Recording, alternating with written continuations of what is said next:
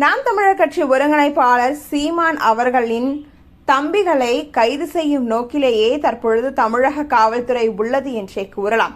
தொடர்ந்து நிறைய பேரை கைது செய்து வரும் இந்த ஒரு அரசானது தற்பொழுது ராமதாஸ் குறித்து அவதூறு பதிவு போட்டதாக எடப்பாடி இளைஞர் சிறையில் அடைக்கப்பட்டுள்ளார். இந்த ஒரு செய்தி சமூக வலைதளங்களில் மிக வேகமாக பரவி வருகிறது. பாமக நிறுவனர் ராமதாஸ் குறித்து சமூக வலைதளங்களில் அவதூறு கருத்தினை பதிவிட்ட இளைஞர் சிறையில் அடைக்கப்பட்டார். எடப்பாடியை அடுத்த குரும்பட்டி சின்னநாச்சியூர் பகுதியை சேர்ந்த கந்தசாமி மகன் கார்த்திக். இவர் சனிக்கிழமை தனது சமூக வலைதள பதிவில் பாமக நிறுவனர் ராமதாஸ் குறித்து பல்வேறு அவதூறு கருத்துக்களை பதிவிட்டுள்ளார். இதனால் பாமக மாவட்ட செயலாளர் செல்வகுமார் தலைமையிலான கட்சி நிர்வாகிகள் எடப்பாடி காவல் நிலையத்தில் புகார் அளித்துள்ளார். இந்த ஒரு புகாரின் அடிப்படையில் தான் இவர் கைது செய்யப்பட்டுள்ளதாக தற்பொழுது கூறப்பட்டுள்ளது. ஆனால் சமூக வலைதள பக்கத்தில் அவர் அது போன்ற பதிவினை இடவில்லை என்பதுதான் உண்மையான கருத்தாகவே இருந்து வருகிறது.